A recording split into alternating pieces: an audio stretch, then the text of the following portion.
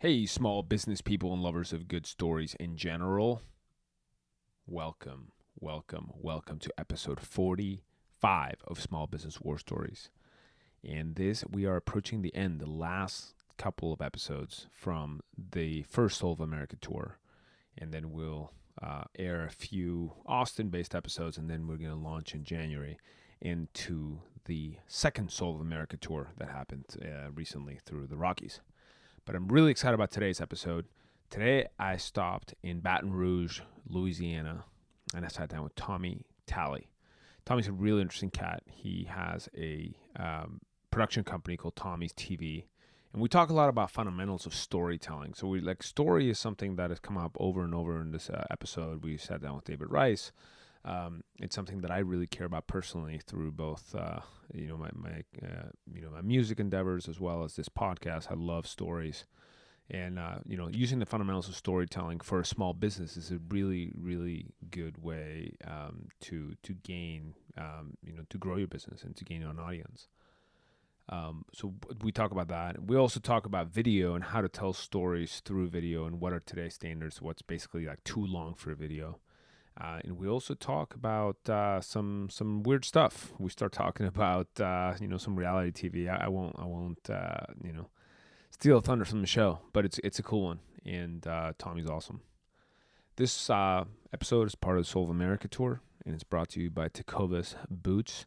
That's Tecovas Boots, and Tecovas Boots are sold directly to you, so they're not sold through a retailer, which means all the savings go to you. And they make really good stuff. I wore their boots every single day of the Soul of America tour. A lot of compliments, and they're very, very good looking boots. Go to Tecovas, Tecovas boots.com. This show is also brought to you by Impact Crates. Impact Crates are safe. They're very, very light. They're travel crates for your dog, so you can travel with your pup and be safe. And they come in many different colors. So Muddy Waggers has one in tan, and Muddy Waggers is my dog that came with me through the Soul of America during the tour. But if you go to Impact Crates and check out their crates and you want one of their crates, you can use code MUDDY20, MUDDY20, and get 20% off. So go check it out, Impact Crates. And the Soul of America tour is also brought to you by Badger Mapping. Badger Mapping is an app that allows you to map your route if you have a sales territory or if you manage salespeople and you need to help them plan their days. You have to check out Badger Mapping. That's the app that I use to go from town to town and business to business to figure out what the best way was to efficiently plan the tour. If you tell Badger Mapping that you found them on Small Business War Stories, they will give you 2 free months. 2 free months. That's a big deal. Check them out, Badger Mapping. And every episode of Small Business War Stories is brought to you at Proven. Proven.com is a company I started, and we are a company that's all about small business. We have a hiring tool that allows you to hire people and disseminate your job widely to many different job boards and collect all of the applicants in one place and collaborate with people in your business. We also have a great blog where we help small businesses figure out all kinds of different challenges that they have. So you can check that out at blog.proven.com. And of course, we have Small Business War Stories, the podcast.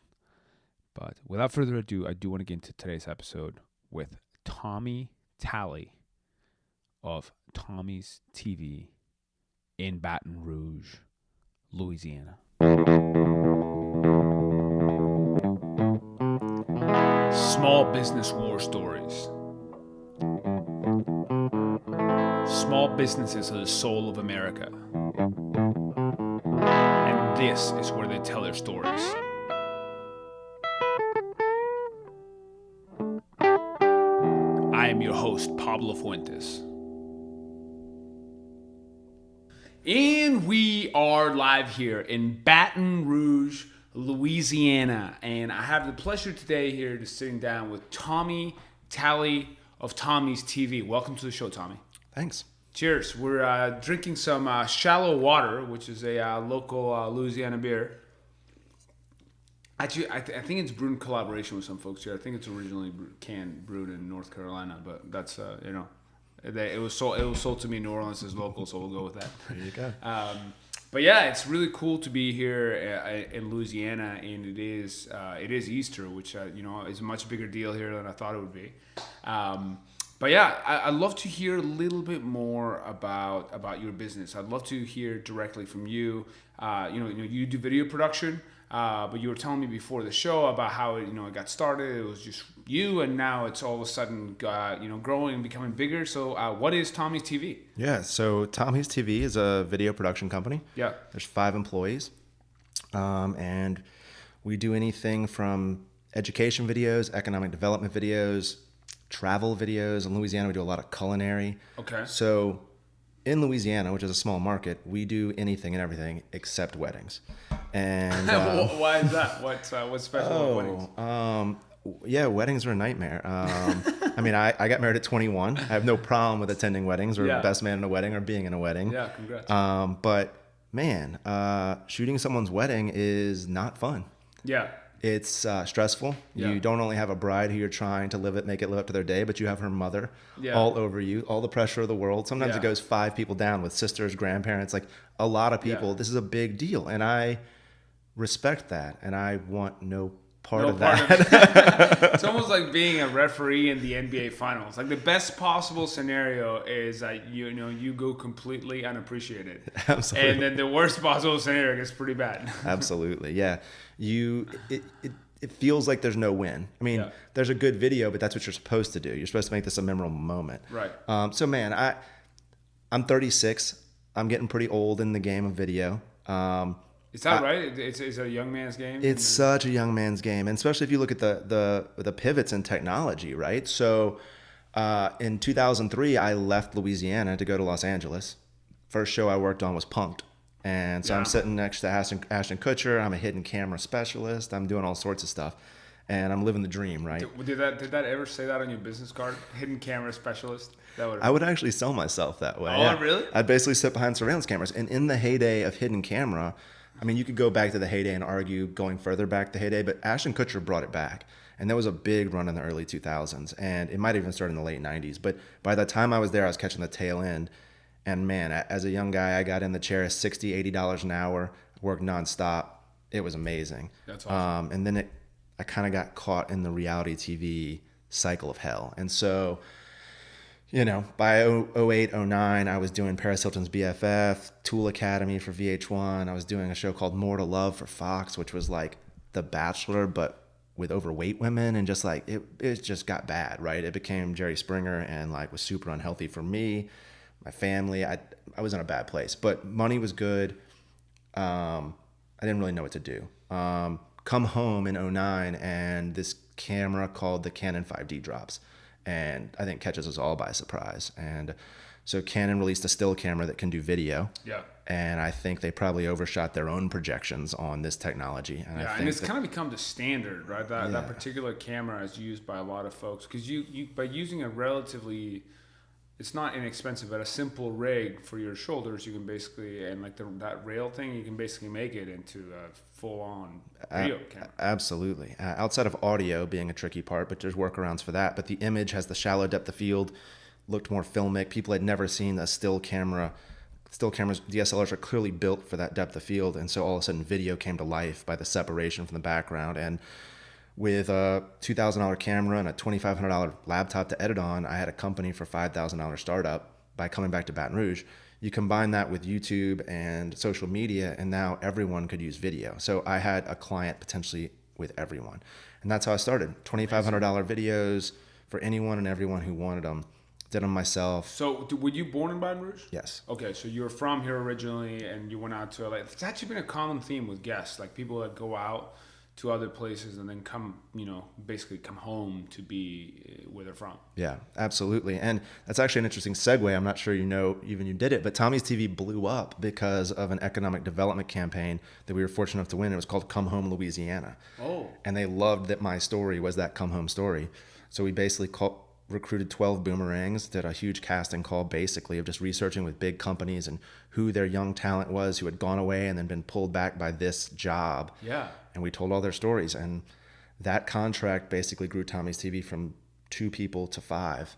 And That's amazing. That happened, I guess, 2012 or 2013. And that's where we've been ever since. That's really cool. Let's talk about that for a second. So what were the stories that, I love stories. I think it's a generation, I'm your same age, a generation that I don't want to say lacks storytellers, but could use more storytellers. And for me, I love through music and through this show, telling stories, but mostly enabling other people to tell their story. So what did you learn doing that?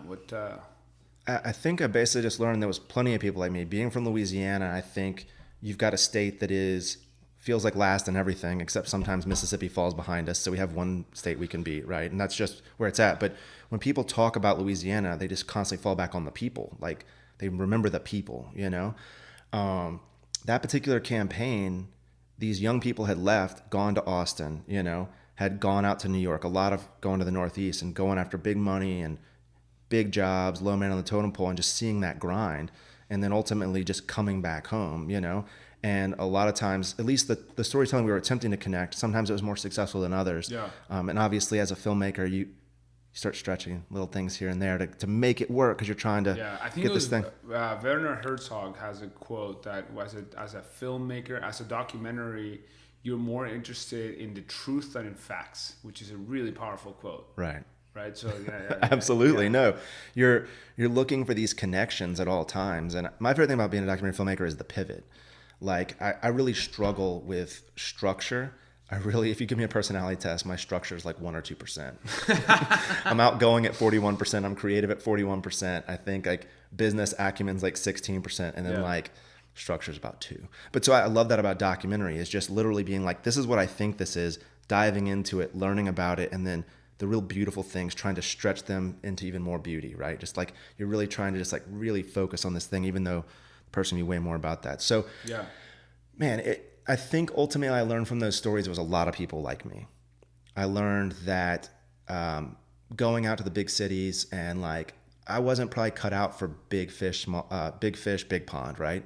Big fish, small pond has been something that's very comfortable for me. And man, we've done very well with it. It's life's hard enough. I have 3 kids and like just playing the game within that realm. And man, with a lower overhead and family support, we get to take a lot more chances. And that's a lot of fun. That's awesome. So tell me more about that experience of moving back. So you were in LA. What part of LA did you live in? Silver Lake to start, then jumped into Hollywood and then ended in Boyle Heights. I don't know where Boyle Heights, where is that? Just east of the LA, it's East LA, just east of the LA River, east of downtown. Got it, okay. My wife got a job at White Memorial Hospital, her first job she graduated from USC to get her master's in occupational therapy. And White Memorial was known as Oscar de la Hoya's hospital. Basically, his mother died there of cancer, and he dumped tons of money into it. Got it. So it was a beautiful campus. We lived on campus. It was part of her signing deal. Okay.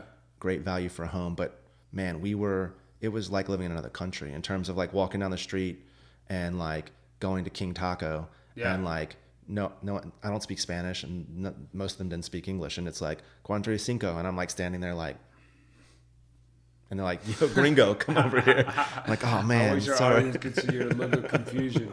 So what was it like to move from Boyle Heights then to Baton Rouge, Louisiana? What was that process like? Coming home was I think quite defeating for me. Okay. I think I actually really liked Los Angeles. And that might sound strange kind of if you knew my personality, but I think ultimately LA gets a bad rap in my opinion because there's a lot of people that are like, oh, they're so shallow and they're like, what do you do and what do you drive? And like, I see some of that stuff, which obviously does suck, but I see some of that stuff as being, they've come from all over the world to do something bigger themselves and they've got this energy to go do something. And in Louisiana, we really suck at that.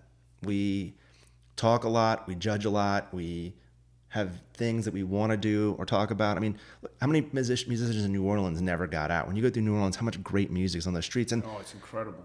There's a thing there. And maybe I'm just not a pure artist at that level, right? Like I went chasing other things and I like art in terms of like, I like being creative, but maybe I'm not an artist. But man, I want to see some of those people get the win, Yeah. And maybe all our measurements of wins are different. I've gotten into this with artists, musicians particularly before. Like, Tommy, you're ridiculous. You're a producer and you're like driving this thing trying to make all this money. And I'm like, no, dude, I mean, I definitely want security. I feel like I can make, the more secure I am, the more chances I can take. Yeah. But I also made my bed years ago when I got married at 21 and started having kids at 24. That's a whole nother math. Yeah, that's to the ball game, right? It sets you in a course. Yeah. And I've got no problems with that. And I think that's been a good course for me. I think it made me So go how real did you fast. deal with that dissonance, that change from?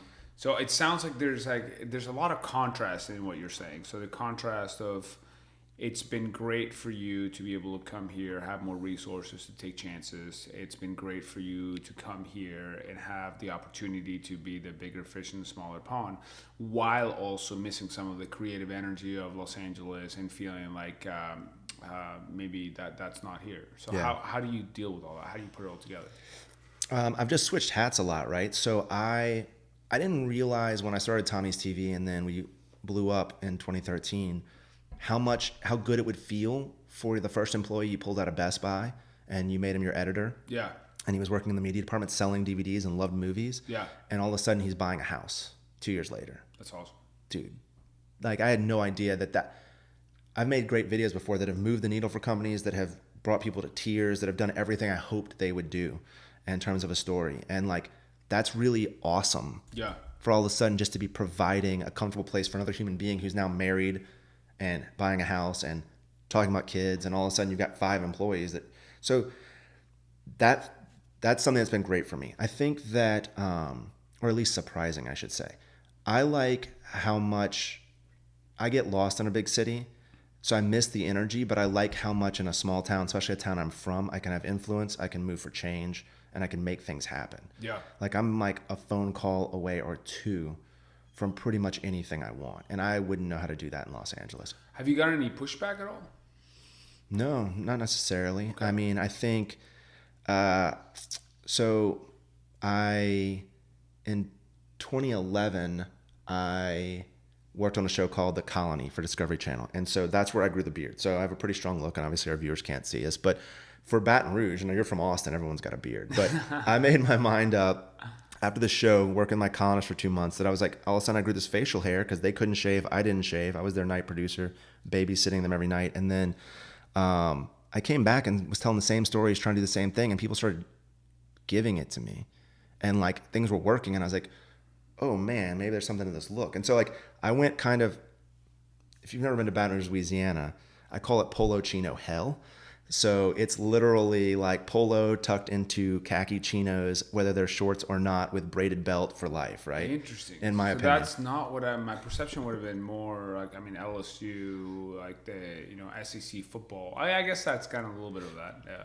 It is. And they've got their dock shoes, even though they're not on boats really. And like, all this stuff going on. You imagine if it wasn't so hot, they'd have a sweater tied around their neck and like going straight Hamptons on you all of a sudden. But no, it's just like, it was a very distinct choice for me. And so if you kind of asked pushback, and maybe that was a little bit vaguer than I was thinking, but what the weird battle I'm having at this point is some of the contracts we're losing, or some of the battles we have, is they're like, oh, don't hire Tommy Talley. They do great work, but they're artists. Like we do industrial videos. So Shell, Dow, hire us. We specialize in industrial video. Those guys are too creative, man. They're gonna be a problem for you. Right. So if anything, I made my bed by being like, hey, look at me, look at us. We look at filmmakers, and we have the look, and we have the walk, and we've done all this. Yeah. Very successful. But if anything, it's almost being flipped a little bit. But no, I like playing a little alt here. Yeah. Because it's easy to play alt here. Yeah. So you don't have to go alt. too far, No. Yeah. If you were in Austin, you'd have to go a lot farther. farther. I'd probably have to go back to Polo Chino to be alt. Exactly. I'd have to like flip it back. That's funny.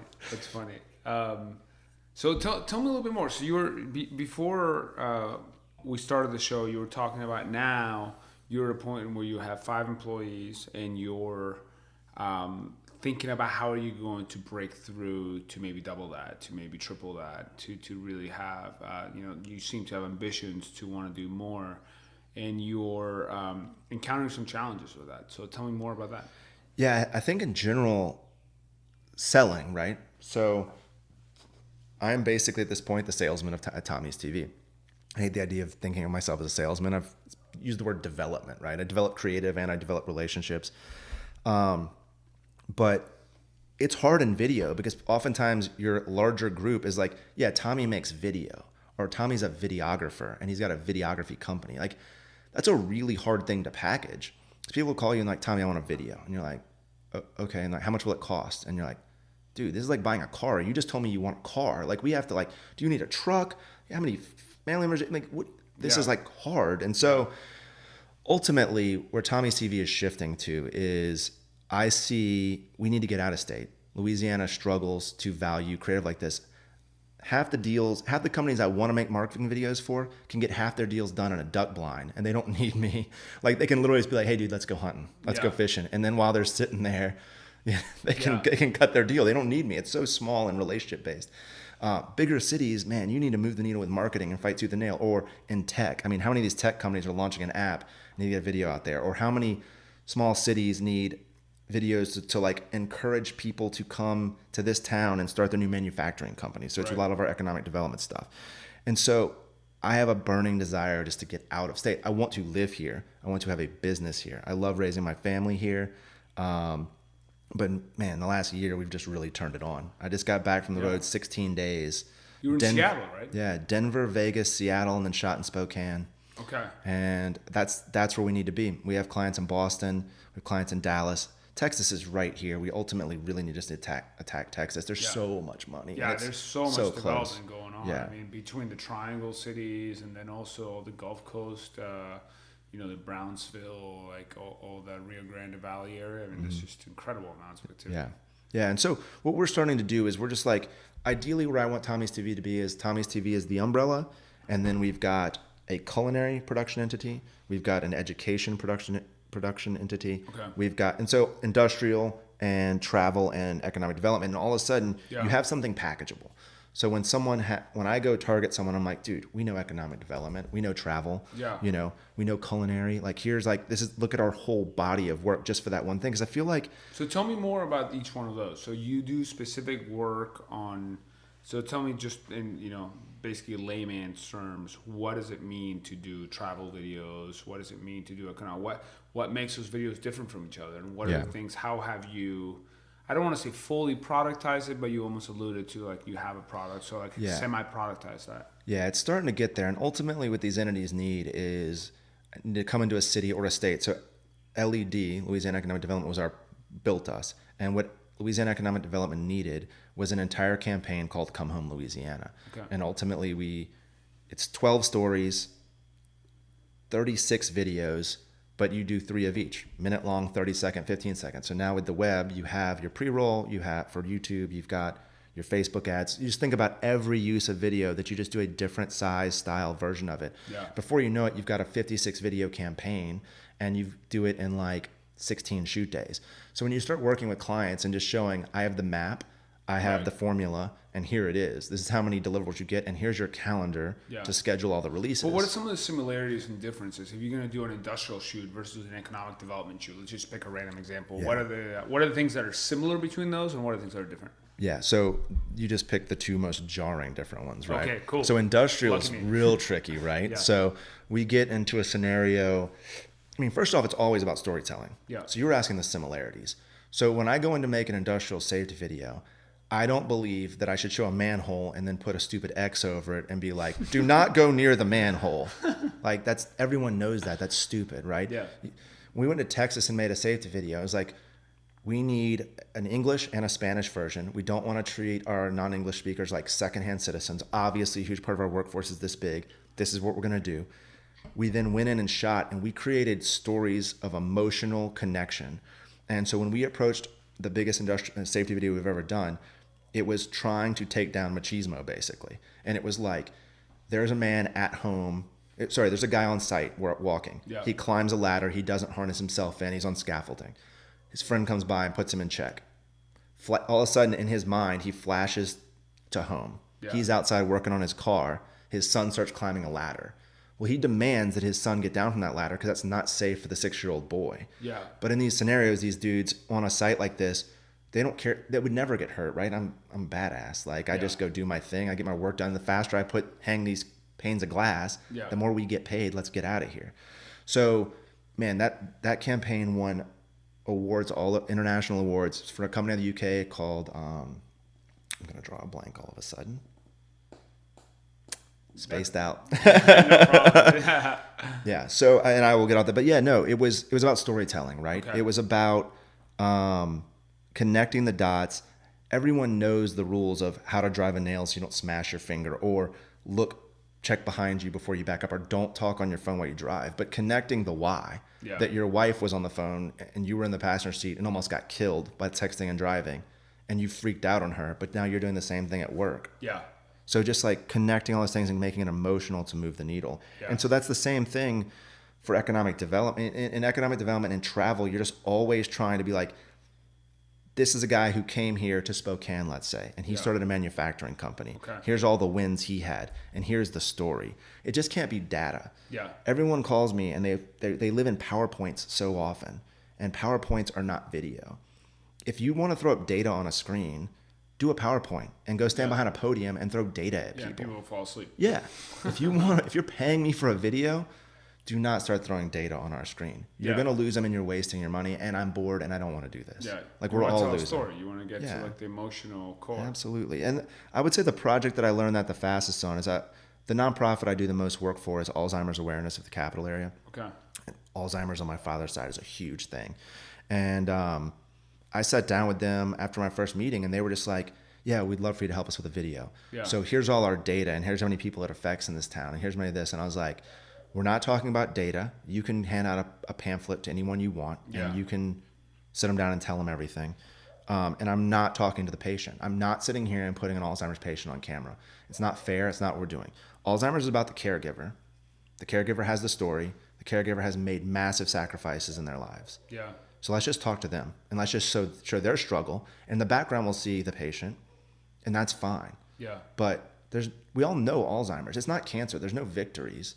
Like, there's no one beating this. It's a slow decline. There's been some advances recently, right? With and actually, I recently read, I don't know if there's any merit to this, but it's almost like a form of diabetes. Like diet and like all that stuff has a big part to do with that. It's interesting. Yeah, I'm not familiar. I would assume diet in terms of, for sure, genetically. Obviously, there's entire families in Louisiana we've talked to. Is that right? At the walk, and they're 26 deep with Alzheimer's.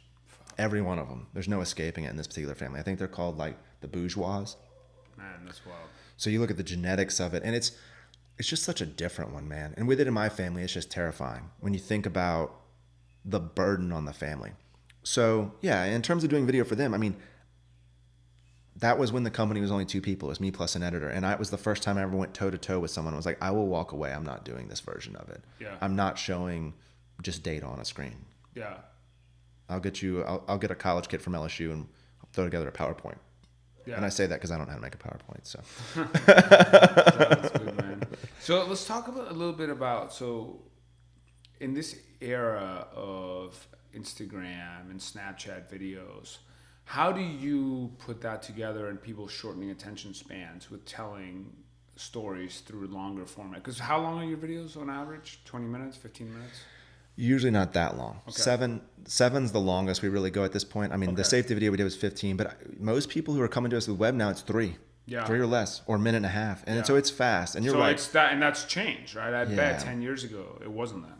Absolutely. It's you got to get to the point. Yeah. Twitter's 140 characters, and a lot of people like it, and video can't be that fast, you know. So you have a very short time frame. I like the short versions. We just did one for a woman telling a story of her cancer survival at Women's Hospital, and it was maybe 5 or 6 minutes, I think. And that was a struggle because it really felt like a 14-minute piece. Yeah. But you got to cut it down. It's going to be showed to an audience and a venue, and they're basically just trying to raise money and awareness to this foundation. Yeah. So yeah, I think. So do you call 7 minutes long format video now? Yeah. In our world, 7's long. Yeah. That's crazy, right? Because if you think about 20 years ago, long format video would have been an hour and a half. Yeah. Yeah, feature-length film. Yeah. And now long format is 7 minutes. Yeah, in our world, in marketing, yeah. I think that's crazy. Yeah, in marketing it is. And I guess the argument would be, now they're almost calling it long form because they've left the 30-second model. So when you look at Madison Avenue, they always worked in 30s. Right. So it is long to them, you know. But now filmmakers are creeping into it more in that, more of a narrative can exist at a minute and a half, 3 minutes, 7 minutes. Yeah. And what are the distribution methods for most of these? Are most of these YouTube, like people putting it on their webpage? What are the ways which people disseminate this? We turn it over to YouTube and we usually put it on their YouTube channel, right? So depending on who we're working with, simply because that's where people could run into it organically. Yeah. In terms of just search engine stuff and SEO, which I'm no expert on, but in terms of having YouTube channels with proper keywords and proper search stuff, it definitely helps in Google if someone were to just randomly run into you. Okay. And so we really promote that. Everything on ours, we leave on Vimeo because as production people, it's just... Right. It's a better tool. Yeah, just a better tool.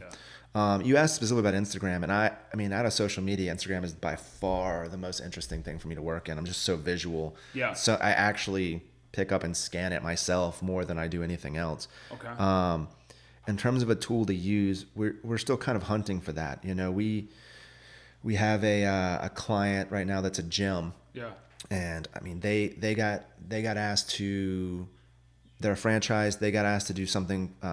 All the franchises could sign up through an organization or a company called Loud Rumor. And Loud Rumor has this massively brilliant formula. And it's like, if 20 of the franchises sign up at this much money a month, then you'll all get this discount. And we'll basically give you all the video you need from this turnkey thing. And then when people click on it, it'll pipe you into this portal and you have these direct leads and you can follow up with them and get them at the gym. And you're like, holy crap. Like, this direct marketing is amazing. Yeah.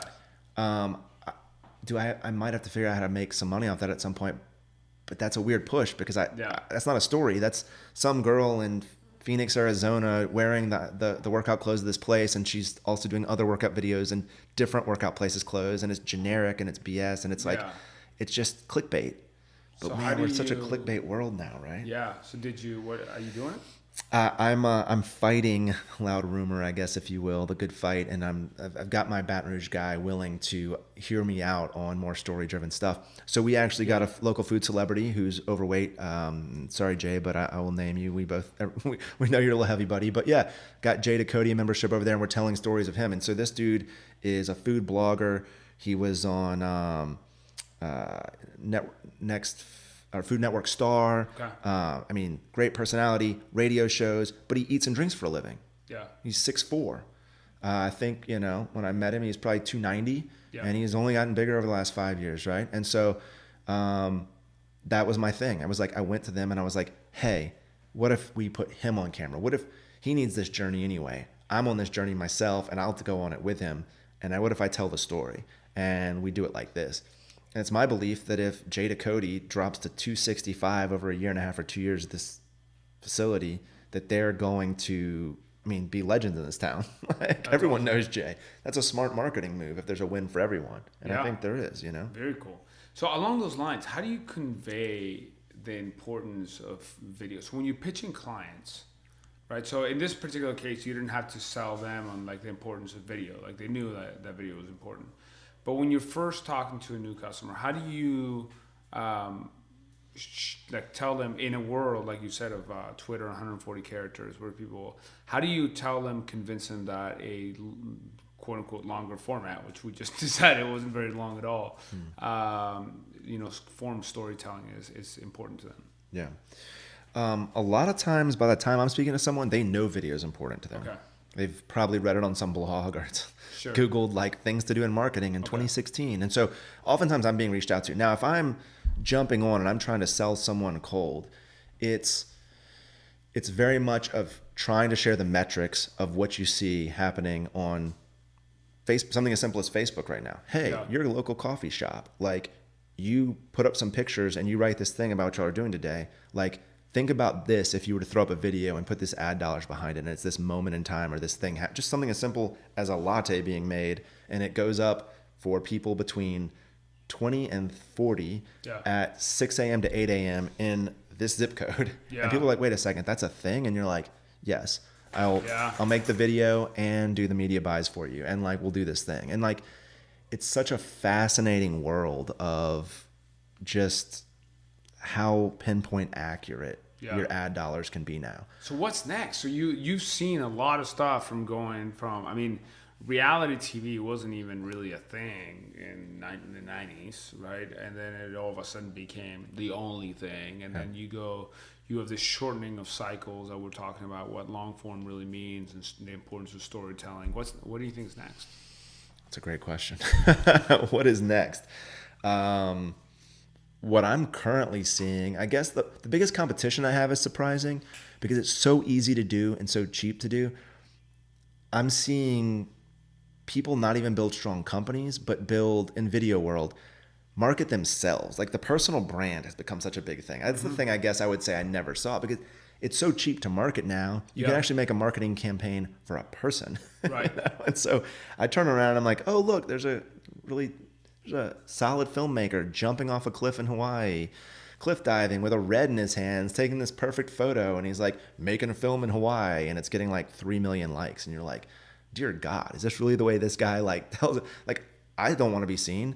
I want to show my incredible video that I made. And then I want to show the metrics and I want to show how much money I raised for that company or how I moved the needle. Like, I didn't even think that was a thing, you know? It's also coming from the guy who started the company called Tommy's TV. That's with his face true. with the logo. I was going to say, that's literally what you're doing. With the personal brand. Yeah. You didn't call it Baton Rouge video production. Yeah, no, exactly. No, I did that. I did that in 2011. So that was I was working with another company called Contrast Films. Okay. Dudes who were doing weddings at the time and really thought they were super talented and that we could go into more commercial. And maybe they had dabbled in commercial a little bit, but I mean they were young. Okay. And I had come back from LA, and all of a sudden I'm not willing to do weddings. That was their bread and butter. Yeah. We split, and my email address was Tommy's TV from Reality TV Land. And so I was like, cool, the company's Tommy's TV. Let's just go. I need to get to work. And so yes, I didn't realize I was personal branding, but I apparently was. But again, I guess in LA as a freelancer, that's what you do, right? Yeah. And I would say that's where I pulled some of that from. Yeah. And you doing the beard, and you have a graphic with your beard too to use, right? Mm-hmm. Yeah. So there you go. You're doing it. Yeah, a little bit. That's awesome. But the social media use though is hard. Like I don't think to pick up my phone and snap 6 times a day. Yeah, you know I guess that's the difference I'm meaning. Because I definitely, my personal brand. I would say oftentimes I'll meet someone who's like, dude, I thought you were a total douchebag from a distance, and now that I'm talking to you, like, so grounded. But I think it's like kind of confusing because it was such an aggressive play that I made with Tommy's TV and my face on the logo, and it's just like Tommy. I mean, imagine if you're an employee with me, like, yeah, Tommy's TV, yeah, Tommy's right there. Our clients are like, where's Tommy? That's one of the problems we're running into. We'll go to like a shoot and people are like, where's Tommy? I'm like, he's in Seattle right now. Oh, we don't get Tommy. Yeah. I'm like, I need to change the name of this thing right now. Are you thinking about that? We just started a side brand for culinary specifically called Small Batch. Okay. And so yeah, I think Tommy's TV would always be my umbrella, but I think in terms of the packaging and selling, walking in with case studies, walking in with the why you need this as this entity, I need to become more hyper-focused, which is what I was getting at earlier. It's like travel, economic development, industrial, culinary, education. I mean, dude, we work with LSU.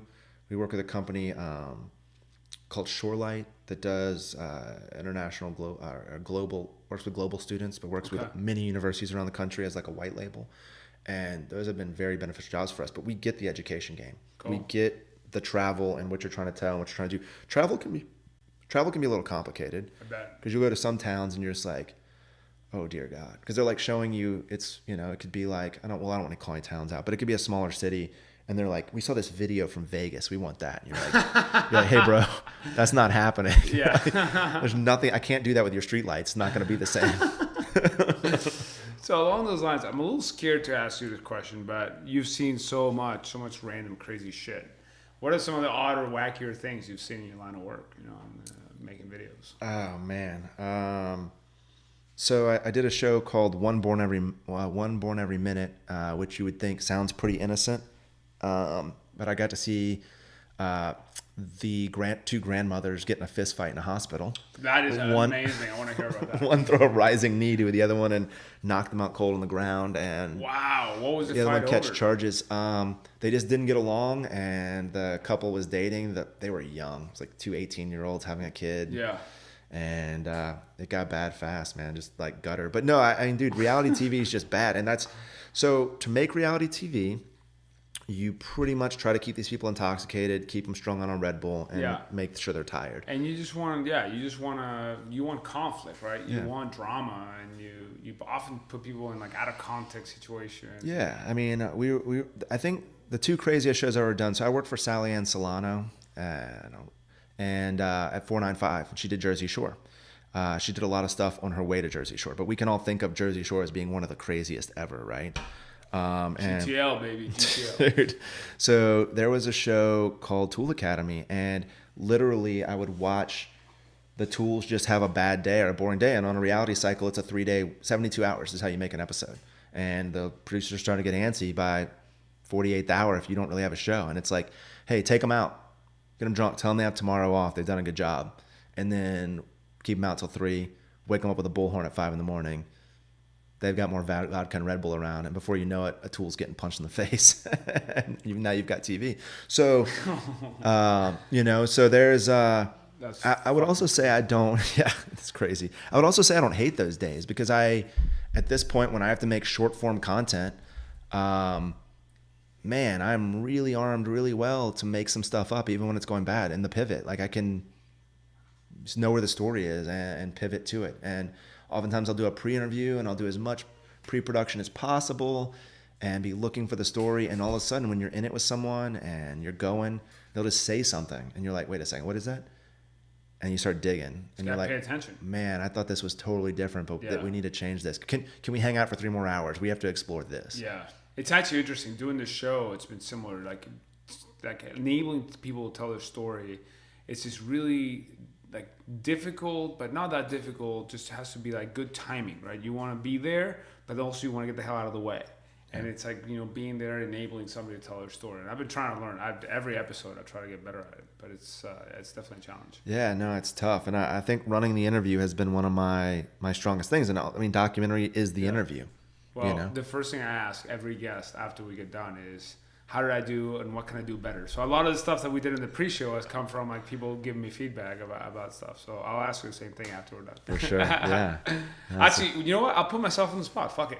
What did I do well and what could I do better as a storyteller? I like that you introduced that you were going to go into radio man voice, and you did, and you drive the voice a little deeper. But that's what happens. I mean, how many guys do you know who are like talking to you like, yeah, bro, so like I was doing this thing, and he's like, oh, wait a second, it's my girlfriend. Hey, baby, what's up? And it's like their voice completely changes. Right? People have like these things they go into, right? And so that was an interesting read to me because I think I do that. Man, a negative, putting them on the spot. Or constructive, criticism. What can I do better?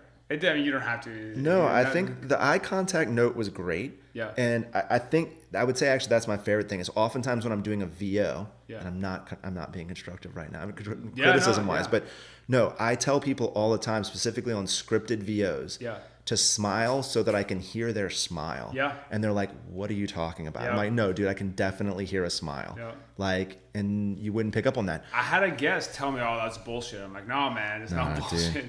Yeah, no, it's really important, and we want them to smile all the time, and you can just hear that confidence come through in what they're saying, So in LA, I'm going back to LA, but I got to work with Charlie Tuna, who is basically Casey Kasem, but not Casey, and didn't quite get to that level, but Charlie was legendary, and I had this really bumfuck show out of the UK called The Album Show, and then Cinema, and they were basically top 10 shows before the internet just had all that stuff for free, but it'd be like countdown shows for Europe. Yeah. And man, I got to go and work in the voiceover room and I didn't even need. The first time I was handed the keys, I wasn't even there. Like the dude could run his own voiceover and know when he dropped a word or work on a pronunciation, but such a professional. And I didn't realize at the time the schooling I was getting just so that people land the right word, the right inflection, how to like add a period or a comma or tell someone something ridiculous that grammatically makes no sense whatsoever, but for speech patterns changes everything in the feel and the meaning. And so I have a mad appreciation for that. That's awesome. You wanted me to give you something negative. That's fine. For that. we can move past that. It's fine. Thank you for being kind and not skewering me. Maybe tell me afterwards. I mean, maybe I gave you the business for bringing up your radio man voice. So there you go. if you see him out at the bar, he might sound a little different, ladies and gentlemen. Yeah, exactly. A little more laid back. What would you say is the number one lesson or piece of advice? So a lot of our audience is small business people who are thinking about starting a small business, or people who just love good stories and crazy shit. We have everything. What would you say is your number one piece of advice for small business people? And so, yeah, with what I'm going through right now, I would say version 1 of yourself, pivot, be flexible, fill all the holes. Version 2 or 3, don't forget about yourself. Take care of yourself. Make sure you remember why you got in this, and you might have had to wear some hats along the journey to get you where you needed to be. To get shit done. Sure. But as growth is coming, don't get married to necessarily what got you there. Look back to the dream and why you did this and what you started. And at that point, by version 2 or 3, you potentially should just be able to drop some money and get that person who's doing all the stuff you don't want to be doing. But you have to have an honest conversation with yourself about that. You know, I feel like I'm hardly a creative at Tommy's TV at this point. I'm creative at the point of sale. Yeah. I'm getting it in the pipeline. Right. I'm moving on to the next thing really, really fast because we're always feel like we're treading water. And ultimately, maybe I should replace someone on that at some point, and I should be the filmmaker at Tommy's TV. And when I have an elite client come in, paying the right number or the right job, that I put the hat on and I take the lead from A to Z. And it's been a very long time since I've done that, but I love that.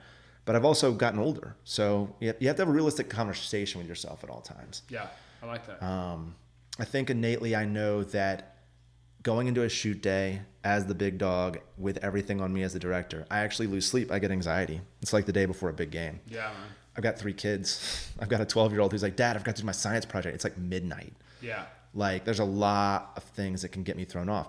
I never lose sleep over going to a board meeting at Blue Cross Blue Shield and going and asking for big money with a big contract in my hand and going to play ball, or a big hospital, or whatever it may be. Yeah. I genuinely get up for that, and I don't get stressed about that. So maybe that is what I need to be doing. And maybe I need to let go of wanting to be Wes Anderson when I was 19. Yeah. Yeah. Oh man, we can talk Wes Anderson for hours. That guy's ethic and visual, I guess, it's kind of like storytelling values is the way I would put it. It's just ridiculous, man. Yeah, I saw Rushmore as a junior in high school, and that's when I decided to want to be a filmmaker. Yeah, that's awesome. What do you want to do in the next 10 years? So let's talk about like the projection. Like, we've kind of alluded to it that you want to grow, but what's your vision? I mean, there's I feel like there's a lot in change, and announcing your plans is a good way to make God laugh, right? So you're never exactly. Fucking wrong. But at the same time, what do you want to do? Well, my youngest leaves the house at 48, so God laughs at me now because I clearly no kids leave at 18 anymore. They all come back. I'm going to sell my properties. I'm going to move into a closet in Manhattan, and then so they can't move back in. No, I think I want to create amazing sandboxes for creatives in Louisiana to play. Okay. And that's the producer hat. That's awesome. And I want to do really big things with that. I want to walk Louisiana into a room as Tommy's TV walks in and like not be like thrown aside. I want our body of work to be so strong that they don't feel like they need LA, New York. And I mean, when we travel anywhere, I want the team to be that rock solid. Yeah. And man, I love that. So one of the things I've been noticing, I've done over 3,000 miles in this journey across America. I think there's a trend. So there's like this negative trend that everybody's aware of, right? All these towns used to have industrial, complexes, and that all the manufacturing has gone away, and you have a lot of despair and people not having the right jobs. I think the counter trend to that is that slowly, like people will, because of technology and because of communications, people will be able to live wherever they want and work on whatever they want, provided that there's a minimum level of that kind of support and services in that community. And I think that's going to lead the revival for a lot of, that's been my number one learning on this, Soul of America tour. I think it's going to really lead the way or help lead the way for the revival of these cities, because all of a sudden it doesn't actually matter whether or not there's a factory, because there's a virtual factory and you can work with people anywhere. Yeah. And it's great. And we can work anywhere. We can have, especially with video. I mean, producers couldn't come sit in with you in the 80s. You didn't have anything. They had to be right there, which is why LA and New York needed it. The studio system had to exist. Yeah. Nowadays with the video, I've got through Vimeo and Whipster, I've got live collaboration on videos with them leaving notes directly on the video at the exact mark. Yeah. And the interaction, the technology is phenomenal. And I think ultimately when people talk about Louisiana, its biggest export being its people, like it's the biggest thing. It's like, I call us the Louisiana delegation when we show up on set at other places. Yeah. I'm like, the Louisiana delegation's here and we believe this, or we're sharing this. And people like people from Louisiana. Like we're ridiculously over the top friendly and gregarious and outgoing, and like no one's a stranger. Yeah. And when you're trying to sit down with someone and tell their story and invade their private personal space, it can be hard sometimes. Like, because some people are like, oh my gosh, there's a camera in front of me and this person asking these questions. But sure. I feel like being from Louisiana actually helps me in those scenarios, because I'm just like, it's awesome. None of that scares me at all. Like, this is what I'm used to. Well, Tommy, it's been an absolute pleasure having you on Small Business War Stories. Thank you for sitting down here at Baton Rouge and telling me all of your triumphs, your challenges, and best of luck to you and everything you do. Dude, thank you so much. All Pleasure. Right. Take care. Thank you for listening to Small Business War Stories. If you enjoy the show, share it with a friend, or you can subscribe on iTunes, Stitcher, or on our blog at blog.proven.com. If you have an idea for us, we'd love to hear it. Please email us at podcast@proven.com. See you next time.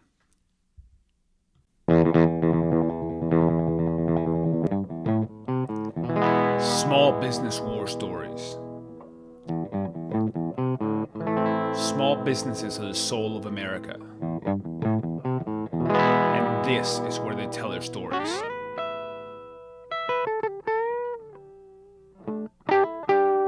I am your host, Pablo Fuentes.